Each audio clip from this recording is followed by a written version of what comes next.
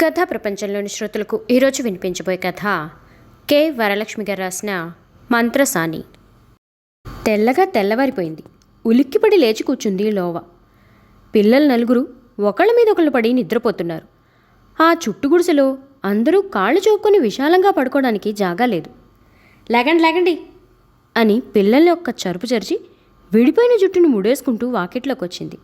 లోవను చూడగానే దడి లోపల పందులు రెండూ గీపెట్టడం మొదలుపెట్టాయి. తడికలాగి వాటిని వదిలేసి వచ్చింది. చూరు కింద కుక్కి మంచంలో ముడగ తీసుకుని పడుకున్న సుక్కమ్మ సనగడం మొదలుపెట్టింది. అంతే, ఆటికి మట్టుకు అయ్యి పియ్యో పేడో తిని బతకాల్సిందే గాని 4 ఏళ్లకు తిరిగి 4 లోట్లు గంజొట్టుకొచ్చి ఆడి కడుపు చల్లబరుద్దామన్న దేశే లేదు. అప్పుడే బయటకొచ్చిన ఆడపిల్లలిద్దరికీ రాత్రి కడిగి బోర్లిచ్చిన సీవెండి బిందెలు నెత్తిన పెట్టి నీళ్లు తెమ్మని పురమాయించి వాకిట్లో కళ్ళాపు చల్లడానికి పేడ కోసం బయలుదేరిన లోవ వెనక్కి తిరిగి ముసల్దాన్ని కొరకొర చూసింది. నీకు నీ పందులకి తాగించడానికి కడవల్లో పోసి దాచుంచారు గంజి. మనుషులకే టెకానాలకు సత్తంటే పందులు గంజి తెమ్మంటుంది ఈ రంప. రంపనే, నేను రంపనే. అది అలాగుండి ఈ తలకమాసిన పేటలో లేకపోతే ఒక్కడిగా పెద్దోళ్ళకేసి వెళ్ళకూడదు. రేత్రి తాగిన గంజి మెతుకులు కడుపులో ఇంకా కూకుంటాయ్యా. అయ్యో, ముసలిది మంచంలో కదలలేకుండా ఉంది. దాని యదానింత సల్ది గంజిపోద్దామేమన్నా గమనమేమన్నా ఉందా నీకు? మొదలెట్టిందమ్మా సాధింపు. దీన్ని నోరు అడిపోను. అన్నీ ఉడిపోయి నోరొకటి ఉండిపోయిందంటే నీకు రాకాసి మొఖం దానా. నీ పెద్దోళ్ళ మొగోళ్ళెవరు అన్నాలు ఓడ్చుకొని తింటం లేదు. అందరూ కుక్కర్లలో ఎగరబెట్టుకుంటున్నారు. తల్లి తల్లి లోవమ్మ అంటూ కాళ్ళబేరానికి వచ్చింది సుక్కమ్మ. ఈ ఈర్శివ రాదమ్మ, ఇడ్డెన్లు లేస్తుంది కదే.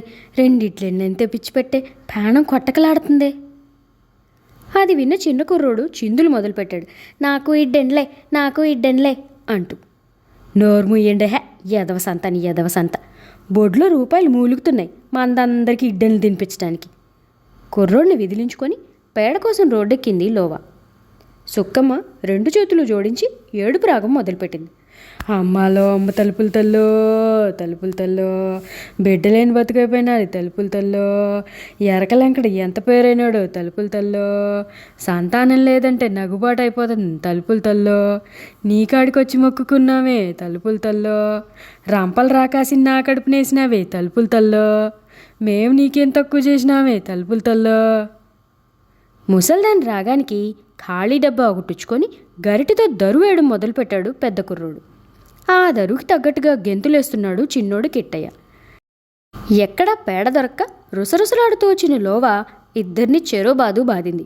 అది చూసి ముసల్ది టక్కున రాగం ఆపేసింది. అటు తిరిగి పడుకొని ఆకలిని మర్చిపోవడానికి పాత రోజులు నెమరు వేసుకోవడం మొదలుపెట్టింది.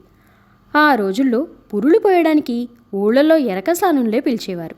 గూడెల్లో ఇంకా 2-3 ఉన్నా సుక్కమ్మ సేయి సెలవా అని అందరూ తననే పిలుచుకెళ్లేవాళ్ళు. సుక్కమ్మ సేయి పడితే సునాయాసంగా బిడ్డ బయటపడతాదని గొప్ప పేరు. సేయి కడుక్కున్న సబ్బు బిళ్ళ, సీసాడు కొబ్బరి నూనె తన్నే పట్టుకుపోమ్మనేవాళ్ళు. ఎంకడిది తంది గుప్పెట్లో లొంగనంత ఉంగరాల జుట్టు. ఎంత కొబ్బరి నూనె తెచ్చినా ఏ మూలకి సరిపోయేది కాదు. బిడ్డ పుట్టడంతో బాధ్యత తీరిపోయిందని ఊరుకునేది కాదు తను. రోజు వెళ్ళి బాలింతకి కాయం మసాలాలు కాటకలా నూరిచి ఒళ్ళంతా పసుపు కలిపిన నువ్వుల నూనె పట్టించి సీమలో దోమలు సేరకుండా పురిటి మంచం చుట్టూ ఎండబెట్టిన యాపాకులు గుండజల్లి సంటిబిడ్డకి నీళ్ళోసి సాంబ్రాణి పొగేసి వచ్చేది. బిడ్డ రోజు రోజుకి నిగారింపు తేలి జాంపండులా మెరిసిపోతుంటే ఆళ్ళకి తనకి కూడా ఆనందంగా ఉండేది. పురిటి నీళ్ళ నాడు 5 కుంచాల బియ్యం, ఉప్పు పప్పు, కుంకుడుకాయలతో సమస్తం మూటలు గట్టి ఇచ్చేవాళ్ళు కామందులు. కొత్త కోక రైక గుప్పెడు రూపాయలతో ఇనామిచ్చేటోళ్ళు. బిడ్డకి ఏడాది పాటు నీళ్ళొత్తే 4 బస్తాలు వడ్లు ఇంటికి పంపించేవాళ్ళు. తూగలేనమ్మా తూగినంతే పెట్టేది. ఏనాడు ఇంత కావాలి ఇంత కావాలని ఎవ్వరిని బాధించెరగదు. తరతరాల నుంచి ఎరకల సానలకు కులవృత్తి మంత్రసాని వృత్తే. ఏ ఇంటికెళ్ళినా ఎంత ఆదరం, ఎంత మర్యాద చూపించేవాళ్ళు. ఒక పండగొచ్చినా పబ్బం వచ్చినా కబురంపి వండుకున్న పిండొంటలన్నీ గంపలో పోసి పంపించేవాళ్ళు. ఆనాటి అరిసెల్ని బూరెల్ని తలుసుకుంటే నోట్లో జిల్లుమని నీళ్లు ఊరుతుండే. ఎంకడు రూపాయికి రూపాయి ముడేసే రకం. 4 రూపాయలు కూడగానే ఓ పంది పిల్లను కొని పడేసేవాడు. పందిని పెంచితే పాత పులు కొత్త పులు తీరిపోతాయనే సామెత ఇయ్యాల్టిదా ఏమన్నానా? 4 సెంట్లు నేల కొని దడిగట్టాడు. దొడ్డిని దొడ్డడు పందులు పెరిగాయి. అమ్మిని కాడికి అమ్ముతుంటే కొత్తవి పుట్టుకొచ్చాయి. మామ, ఇల్లు కట్టుకుందాన్రా అని అడిగింది తను ఒకసారి. ఇది ఇల్లు కాదేటే అన్నాడు. ఏటి ఇది ఇల్లా? ఈ కంపలు గుడిసి. ఓ పిచ్చిదానా, మన కులమేటి లోకమేటి? కులం మరిసి పరుగులెట్టకూడదు. ఎరకలోళ్ళు గుడివంటే గుడిసిలే ఉండాలి. మనం పెంచే పందులకి పెంకుటిల్లు కడితే నలుగురు ముక్కు మీద ఏలేసుకుంటారు. అశుద్ధంలో తిరిగే పందులొచ్చి లోగిట్లో ఎలాగ మసులుతాయి? ఒక వానొచ్చినా వరదొచ్చినా ఎండ కాసినా మంది సుట్టు గుడిసి కాబట్టి సూరు కింద సేరి తొంగుంటాయి.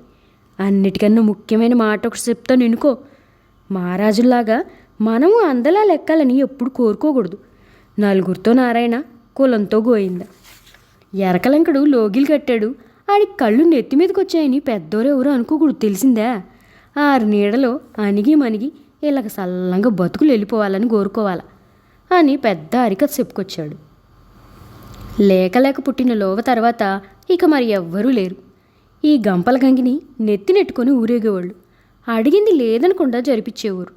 ఎండికంటి, నాను, మొలతాడు, సిగ్గుబెళ్ళ అది ఇదనేటి కూతురికి ఒళ్ళంతా ఎండి నగలతో నింపేసి ఎత్తుకుని తిరిగేవాడు ఎంకడు.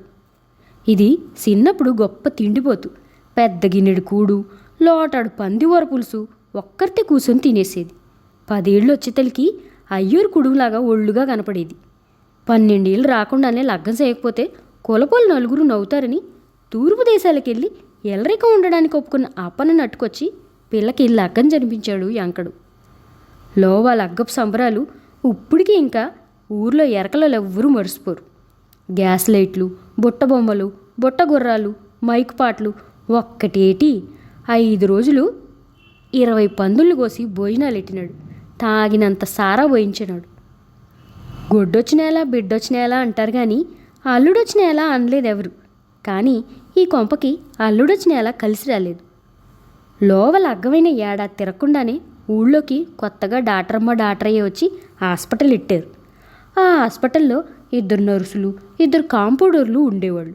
వాళ్ళు ఇంటింటికి తిరిగి వాళ్ళ డాక్టరమ్మలు కానుపు కష్టం తెలవనీయకుండా చేస్తారని, సూది మంది ఎత్తే నొప్పులు బాధ తెలవకుండా ఇట్టే పెసం అయిపోతుందని, ఎరకల సానులు చేసే పురుళ్ళు ప్రాణానికి ప్రమాదమని బోధించడం మొదలెట్టారు. మొదట్లో ఎవరూ వినిపించుకోలేదు కానీ ఎనగా మేక కుక్క అవుతుంది కదా. పోను జనానికి ఆసుపత్రి పిచ్చి బాగా తలకెక్కేసింది. అవసరమైతే డాక్టరమ్మ పొట్ట కోసి బిడ్డను తీస్తూ ఉండని ఈని ఏటి ఈ చిత్రం అని అబ్బురు పడిపోయింది తను. అదేటో చూడాలని వెళ్తే అసలు లోపలికి రానీలేదు. అలాగా మంత్రసానం లోట్లో కరక్కే పడింది. కొన్నాళ్ళు బిడ్డలకి నీళ్ళు వేయమని పిలిచేటోరు. ఆసుపత్రిలో కట్టిన 50 ఏళ్ళు గుర్తొచ్చి కావులు ఎరకల సానులకి ఒక పాతకొకతో సరిపెట్టడం మొదలుపెట్టారు. అలాగా వచ్చే బత్తానికి గండగడిపోయింది. మంత్రసానుల బతుకుల్లో నీళ్లు ఒలికిపోయినాయి. లోవ మొదటి బిడ్డని కన్నా వారం రోజులకి ఎంకడు పంది కరిసి చచ్చిపోయినాడు. ఏ ధ్యాసలో ఉన్నాడో. ఎన్నో ఏళ్ళుగా పందులు మెప్పుతున్న ఎంకడు ఆటి అనుపానాలన్నీ తెలిసినోడు. అప్పుడే ఈయన పంది పొట్ట కింద ఒక కోన నలిగిపోతుందని దాన్ని బయటికి తీద్దారని సరాసరి పంది కాడికి వెళ్ళిపోయాడు. ఈయన పంది కోనలను ముట్టుకుంటే చీల్చి చండాడేస్తుందని తెలుసాడికి. అందరికీ జాగ్రత్తలు చెప్పేటోడు. ఆ రోజు అలాగా ఆడికి సావు తోసుకొచ్చినట్టయింది. పంది పేటరేగిపోయి తొనల కింద ఎంకడి కండల్ని ఊడబెరికేసింది. రక్తాలు గారుకుంటూ వాకిట్లో వచ్చి పడిపోయినాడిని మంచం సవారీ గట్టి జిల్లా ఆసుపత్రికి మోసుకెళ్లారు. 4 రోజులు బాధపడి ప్రాణం వదిలేశాడు. కోరి తెచ్చుకున్న అల్లుడు అనువైనోడు కాకపాయే. 10 రూకలు కళ్ళబడితే తాగేసి జల్సా చేసే రకం. క్రమక్రమంగా దొడ్లోని పందులన్నీ ఆడి జల్సాకి తరిగిపోయినాయి. ఆనక చేతిలో డబ్బులు ఆడక పెంకుల మిల్లులో మట్టి పనికి కుదురుకున్నాడు. 2 రోజు వెళ్ళేటోడు, లేకపోతే లేదు. వారం నాడు వచ్చిన బట్టవాడ డబ్బులు దాచుకొని తాగుడు ఖర్చు పెట్టుకునేటోడు. అయ్యో, వెనకాల పెళ్ళం ఉంది, 4 బిడ్డలున్నారన్న ధ్యాసే లేదాడికి. కులం పెద్దల చేత కాస్త గడ్డెట్టిస్తే అన్న దారిలోకి వస్తాడని పంచాయతీ పెట్టిస్తే ఏమన్నాడు? ఎల్లరేకం కూకొని తినుండడమే అని అట్టుకొచ్చి నా బతుకు అద్దానం చేసేసాడు ముసలోడు. నాకేటీ బాధరమంది, ఉండమంతే ఉంటాను, లేదంటే నా ఊరికి నేను పారెళ్ళిపోతాను అంటూ ఢంకా బజాయించి చెప్పేశాడు. ఇక చేసేదేం లేక లోవ పురుడు పోసే మెలకులన్నీ నేర్చుకుంది. ఏం లాభం, మంత్రసాని పనికి ఎరకలసానల్ని ఎవ్వరు పిలవడం మానేశారు గందా. నెల జీతాల మీద నర్సులే ఇంటికొచ్చి పిల్లలకి తానాలు కూడా చేయిస్తున్నారంట. ఏటో కాలం మారిపోయింది. పసిబిడ్డలకు ఒళ్ళంతా నూనె నెయ్యో పట్టించి నలుగుపిండితో నలిచి తానాలు చేయించి రోజులు ఎల్లమారిపోయినాయి. నరసమ్మల తెల్లబట్టలు మోజులో పడి ఎరకలసానలకి శుభ్రం తెలవదంటున్నారు. వాళ్ళకున్న చదువు వీళ్ళకి లేదని ఫిర్యాదులు చేస్తున్నారు. కాన్పులు చేయడానికి చదువులెందుకో నాకు అంతు పట్టట్లేదు అనుకుంది సుక్కమ్మ. రక్తంలో కస్మలంలో సేతులిటి చేసే ఆ పనిలో చదువుకున్నోళ్ళకి ఆనందమేంటో అని కూడా అనుకునేది. కానీ బిడ్డ అడ్డం తిరిగినప్పుడు కనలేక చచ్చిపోయే తల్లులెందరికో డాక్టర్ముల మూలాన బతుకుతున్నారని తెలిసి వాళ్ళకి చేతులెత్తి దండాలు పెట్టాలా అనుకునేది. మామా నూకల గంజి తాగుతావేటే అని గిన్నెలో పట్టుకొచ్చింది పక్కింటి మాలచ్చి. చెయ్యందిచ్చి లేపి కూర్చోబెట్టి గిన్నె ఒళ్ళో పెట్టి తాగు అని వెళ్ళిపోయింది. మా అమ్మ నాకు నాకు అంటూ దగ్గర చేరిపోయారు సీనయ్య కిట్టయ్య.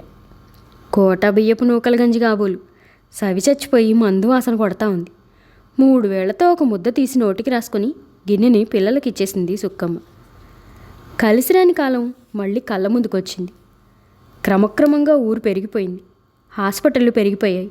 ఇది పని కాదని హాస్పిటల్కి వెళ్ళి పనిప్పించమని అడిగారు తల్లి కూతురు. అక్కడ కాన్పుల దగ్గర డాక్టర్ములకి సాయంగా నర్సులున్నారు అని పొమ్మన్నారు.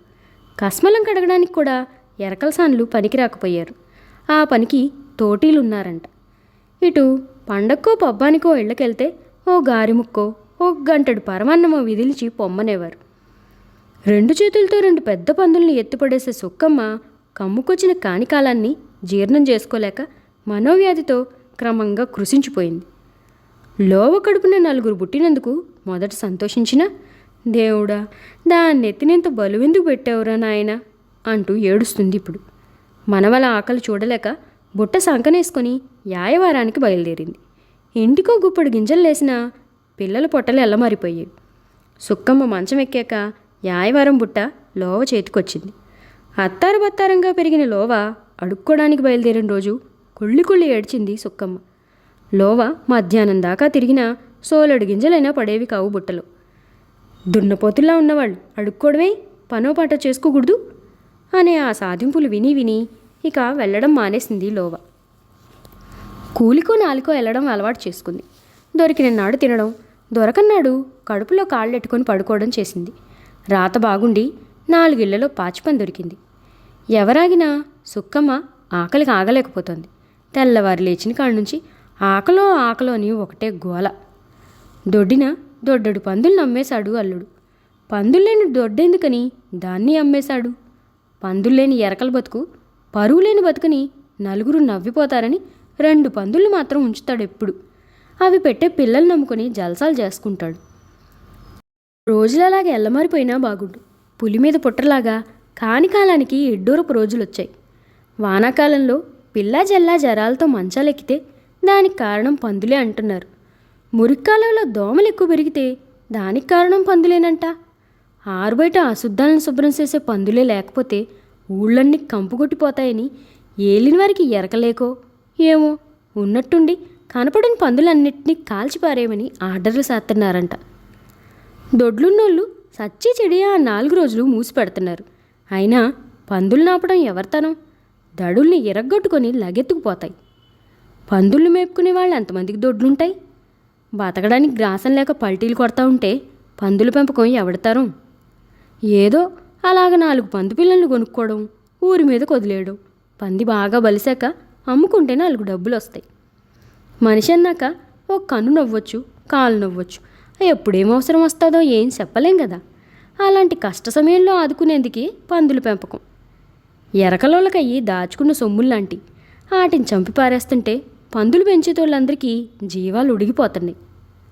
అందుకే అలాంటి సందర్భాల్లో దగ్గరలో ఉన్న చిట్టడుగులోకి పందుల్ని దోలేసి వస్తున్నారు. 4 రోజులు అందమ్మట దుంపలు రాలిపడిన కాయలు కొరికి అవి బతికితే ఆ గండం గట్టెక్కినాక ఇంటికి దోలి తెచ్చుకుంటున్నారు. భూమి పుట్ర ఉన్నోళ్ళందరూ ఆకాశంకెజ్జి చూస్తా వానలు పడాలని కోరుకుంటుంటే పందునున్నోళ్ళు మాత్రం వానలు పడొద్దని, ఒకవేళ పడ్డా జరాలు రావద్దని దేవుళ్ళకు మొక్కుతున్నారు. అదంతా ఎవడిష్టం? దేవుడు కురిపించే వానని ఎవడాపగలడు? వానలు పడను పడ్డాయి, జ్వరాలు రాను వచ్చాయి. ముందుగా ఊళ్ళో మాంసం కొట్లు, చేపల దుకాణాలు ఎత్తించేసి ఇంకా పందుల మీద పడ్డారు మహారాజులు. ఉప్పంతగానే రేతిరికి రేతిరి గుప్చిపుని పందుల్ని అడవిలో వదిలేశారు ఎరకలోళ్ళు. కాని కాలానికి ఉపద్రవం రాసిపెట్టుంటే ఎప్పుడూ తప్పించలేడని కమ్మల దాసోళ్ళు బుల్లినాగన పందులు ఊళ్ళోకి 4 పారొచ్చాయంట. వాటిని గవర్నమెంట్ వాళ్ళు యథాప్రకారంగా చంపేశారు. బుల్లినాగన్న ఇంట్లో అందరూ లబోదిబుమని శవం వెళ్ళినట్టు ఏడ్చి మరీ మొత్తుకున్నారు. అయిందేదో అయింది, కర్మం అలాగుంది అని కులపోళ్ళందరూ వెళ్ళి వాళ్ళని ఓదార్చొచ్చారు. ఆ రాత్రి కల్లుపాకల కాడ పొట్టింది ముసలం. బుల్లినాగన్నకి ఎవడో చెప్పాడంట, సొక్కమ్మల్లుడు అప్పన్నగాడు నీ పందులు ఊర్లోకి రాగానే చంపే వాళ్ళకి ఉప్పందిచ్చాడు అని. అవును, ఆ సుఖి చెప్పినోడికి పందికి 10 రూపాయలు ఇస్తున్నారు కదా, ఆడసే తాగుపోతేదవా అని మదగని చిట్టయ్య వత్తాసు పలికాడు. అంతే, బుల్లినాగన్న అగ్గి మీద గుగ్గిలం అయిపోయి ఆడి గుడిసెకి లగెత్తి పెనకలో ఉన్న పందులు నరికే కసాయి కత్తిని బొడ్లో దోపుకొని సారా కొట్టుకు లగెత్తాడు. అక్కడ ఆడు కనపడిపోయేసరికి అదే పరుగు మీద తిన్నగా సుక్కమ్మ ఇంట్లో వాకిట్లోకి వచ్చి పడ్డాడు. అప్పుడే తాగొచ్చి గుడిసె గుమ్మల్లో జోగుతున్న అప్పన్నని జుట్టు పట్టుకొని లెగదీసి ఆడి జేబులో చేతులెట్టాడు. 5 కాగితాలు బయటకొచ్చాయి. అది చూసిన లోవా, ఊరు సచ్చినోడా, జోబులో డబ్బులుచ్చుకొని బియ్యానికి డబ్బులు ఏమన్నా అబద్ధాలు ఆడుతున్నావా, నీ మొఖం దాసయ్య అంటూ తిట్లు అంకించుకుంది. అంతే, బుల్లినాగన్న అసలే ఏడు మీద ఉన్నాడేమో.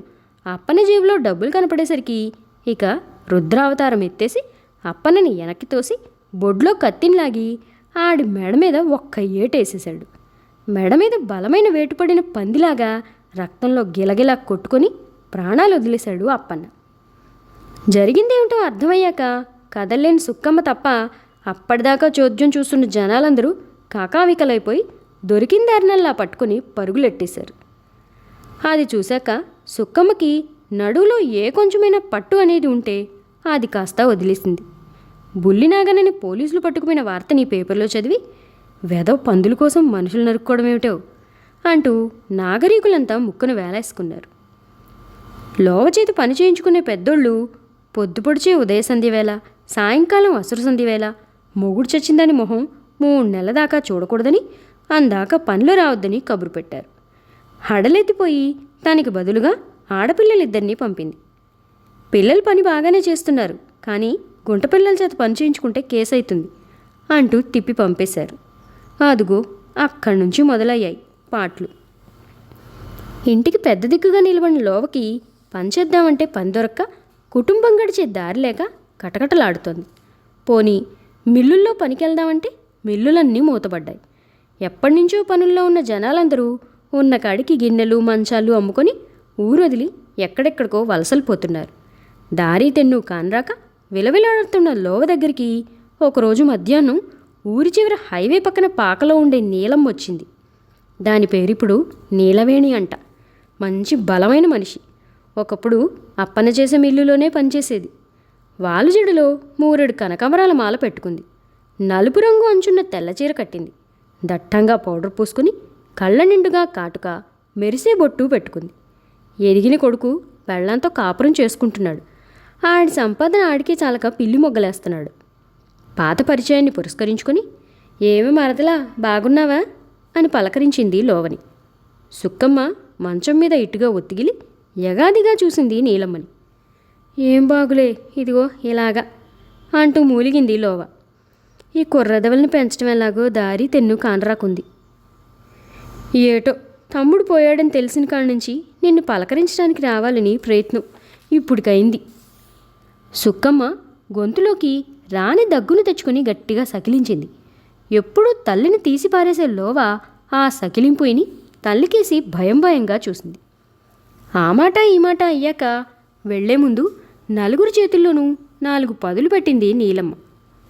వాళ్ళ మొహాలు ఆనందంతో విచ్చుకున్నాయి. వెళ్ళిపోతున్న నీలమ్మని వదినే ఆగు అని పిలిచింది లోవ. ఆగిన నీలమ్మ దగ్గరికెళ్ళి నాకు కూడా ఒక దారి చూపివా అంది. లోవ కళ్ళలోకి నీళ్లు ఉబికి వచ్చాయి. నీలమ్మ జాలిగా లోవ భుజం తట్టింది. భయం పడకు, మనలాంటి దిక్కు దివానం లేనోళ్ళందరికీ ఆ దేవుడిటిని వరం అయివే దాని మీద నడిచే లారీలును. ఏం చేస్తాం చెప్పు, మనసు రాయిసేసుకోవాలి అని ఓదార్చింది. రాత్రికి ఒంటికి సబ్బు రాసుకొని నీళ్ళోసుకొని ఉతికిన చీర కట్టుకుని నా పాక్కడికొచ్చి అంది. లోవా వెనక్కి తిరిగి తల్లివైపు చూడకుండా ఇంట్లోకెళ్ళి తలుపేసుకుంది. వాళ్ళెంత గుసగుసగా మాట్లాడుకున్నా సుక్కమ్మ పావు చెవుల్లోకి ఆ మాటలన్నీ వినిపించాయి. ఉన్నట్టుండి సుక్కమ్మ ఏడుపు రాగం మొదలుపెట్టింది. కథా ప్రపంచంలోని శ్రోతలు కె వరలక్ష్మి గారు రాసిన మంత్రసాని కథ విన్నారు. మరొక మంచి కథతో మళ్ళీ కలుద్దాం. అంతవరకు సెలవు. ధన్యవాదాలు.